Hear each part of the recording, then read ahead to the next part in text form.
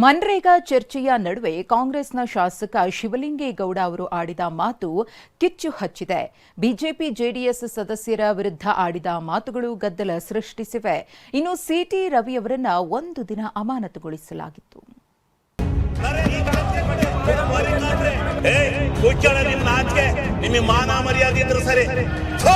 ಮಾತು ಹದ್ದು ಮೀರಿತ್ತು, ದಾಳಿ ವಾಗ್ದಾಳಿ ಎಲ್ಲೆ ಮೀರಿತ್ತು.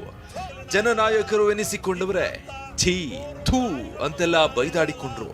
ಸದನದೊಳಗೆ ಅಸಂವಿಧಾನಿಕ ಪದ, ಅವಾಚ್ಯ ಶಬ್ದಗಳೇ ಮೊಳಗಿದ್ವು. ನಿಮ್ ನಾಚಿಕೆ, ನಿಮ್ ಮಾನ ಮರ್ಯಾದೆ ಇದ್ರು ಸರಿ, ನಿಮ್ ಯೋಗ್ಯತೆ ಕೊಟ್ಟು ಬೆಂಕಿ ಹಾಕ.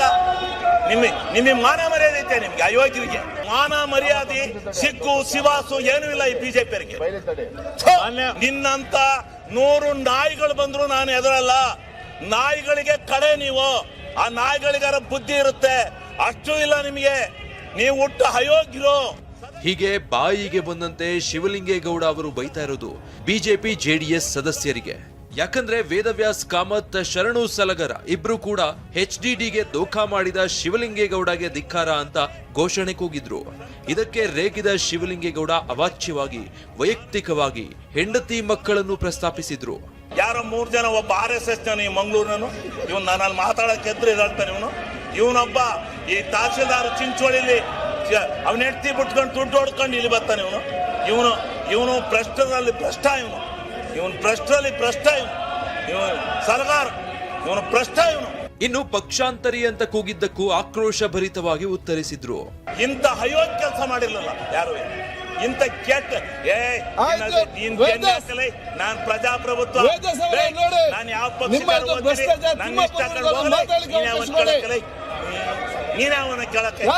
ಗಲಾಟೆ ನಡುವೆ ಶಿವಲಿಂಗೇಗೌಡ ಆಡಿದ ಮಾತು ಅಷ್ಟಾಗಿ ರಿಜಿಸ್ಟರ್ ಆಗಲಿಲ್ಲ. ಭೋಜನದ ವಿರಾಮದ ಬಳಿಕ ಸದನ ರಣರಂಗವಾಯಿತು. ಅವ್ರ ಮನೆಯವ್ರ ಬಗ್ಗೆ ನಾವ್ಯಾರು ಮಾತಾಡಿಲ್ಲ, ಯಾವ್ದು ಮಾತಾಡಿಲ್ಲ. ಪಾರ್ಟಿ ಬಿಟ್ಟು ಪಾರ್ಟಿಗೆ ಹೋಗಿದ್ದೀರಾ ಅಂತ ಹೇಳಿದಿರಿ, ದೇವೇಗೌಡರಿಗೆ ಮೋಸ ಮಾಡಿದ್ದೀರಾ ಅಂತ ಹೇಳಿದಿರಿ. ತಪ್ಪೇನದು?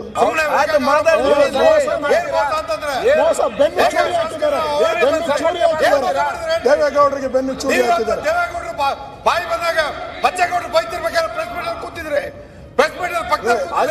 ಇದನ್ನ ಸಮರ್ಥಿಸಿಕೊಂಡ ಶಿವಲಿಂಗೇಗೌಡ, ನನ್ನನ್ನ ಕೊಬ್ಬರಿ ಕಳ್ಳ ಅಂದ್ರು, ಅದಕ್ಕೆ ಟ್ರಿಗರ್ ಆದೆ ಅಂದಿದ್ದಾರೆ. ಕಳ್ಳ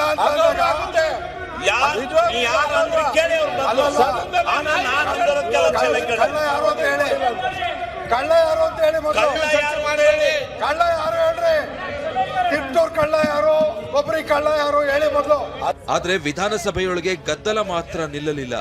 ತೆಗೆದು ಹಾಕಲಾದ ಅಸಂಸದೀಯ ಪದ ಶಿವಲಿಂಗೇಗೌಡರು ಹೇಳಿರೋದು ಯಾರು? ನೀವೇ